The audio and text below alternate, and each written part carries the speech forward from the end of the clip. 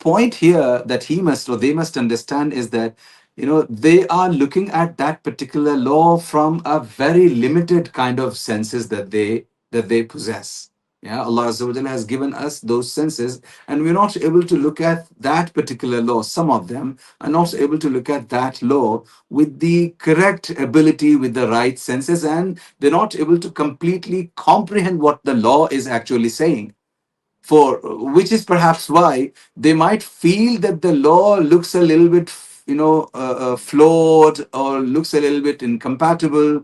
But given time, you and they will understand that the laws of Allah Azza wa Jal actually hold supreme, and absolutely, they are flawless, and they are absolutely foolproof. So this is what the laws of Allah Azza wa Jal can say.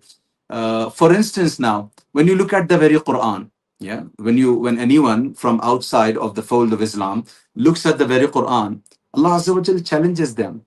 Yeah, on one hand, Allah Azza wa Jal makes a challenge, and says, "Fa'tu bi suratin min mithli," and then Allah Azza wa Jal elsewhere says, you know, even if all of them gather and try to produce, something like the Quran, قُلْ لَئِنِ اجْتَمَعَتِ الْأَرْضُ قُلْ لَئِنِ اجْتَمَعَتِ الْإِنسُ وَالْجِنُّ. What's that ayah? قُلْ لَئِنِ اجْتَمَعَتِ الْإِنسُ وَالْجِنُّ. uh, I'm so sorry that I can't recall the ayah completely. Allah Azza wa Jalla says, وَلَوْ كَانَ بَعْضُهُمْ لِبَعْضٍ ظَهِيرًا. They will, لَا يَأْتُونَ بِمِثْلِهِ. They cannot ever get anything, or compile or compose anything like the Quran. So that's not in the first place what I'm talking about. Yeah. So on one hand, where Allah Azza wa Jalla tells them to bring a Quran similar to this Quran. And then Allah Azza wa Jal, gives them a concession and says, you can actually, go ahead and bring just one surah, not necessarily the whole Quran. And then further Allah Azza wa Jal says, bring just about an ayah, something like the ayat of Allah Azza wa Jal. So I'm not talking about that. I'm saying that Quran says, أَفَلَا يَتَدَبَّرُونَ الْقُرْآنَ وَلَوْ كَانَ مِنْ عِنْدِ غَيْرِ اللَّهِ لَوَجَدُوا فِيهِ اخْتِلَافًا كَثِيرًا. So Allah Azza wa Jal says, do they not look at the Quran?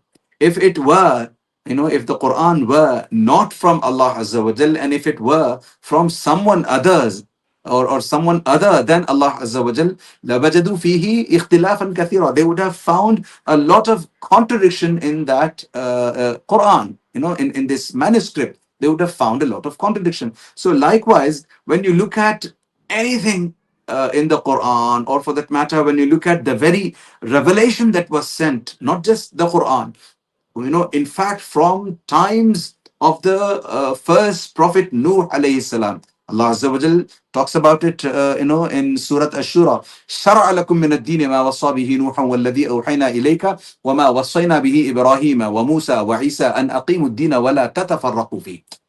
Allah Azza wa Jal legislated the very same religion right from, Adam alayhi salam, and the very first messenger that was sent also sent down, or was also sent down with the same Sharia, with the same rule book. Yeah, there may be a few things that could change from time to time, from one nation to another, but broadly the Sharia has remained absolutely identical, in the sense that every single messenger is sent down with the same message, that you got to worship Allah Azza wa Jal alone and not associate partners with him. So anyone that looks up to the Quran, for instance, if you look at the very ayat of At-Talaqu Marratan, yeah, فَإِمْسَاكٌ بِمَعْرُوفٍ أَوْ تَسْرِيحٌ بِإِحْسَانٍ.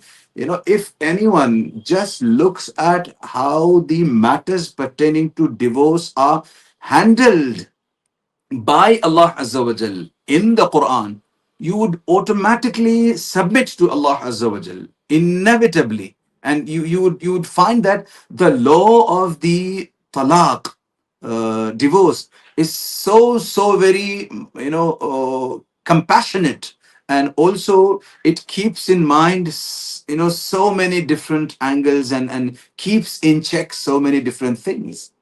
Not only the matters pertaining to talaq, also if you look at matters pertaining to the inheritance, Allah Azza wa Jalla says, "Yusikum Allahu fi awladikum." Yeah, لِلذَّكَرِ مِثْلُ حَظِّ الْأُنثَيَيْنِ. Well, Allah Azza wa Jalla talks about matters pertaining to inheritance. The very Quran the very ayat of the Quran are a clear proof that Allah Azza wa Jal did not, give the matters pertaining to inheritance in the hands of the people. Allah Azza wa Jal withheld all those rules pertaining to inheritance in His own hands, and that's why He legislated every single thing. So when you look at how balanced the approach as far as the inheritance, the distribution of property is concerned, you once again cannot refrain, cannot stay away from submitting to Allah Azza wa Jal.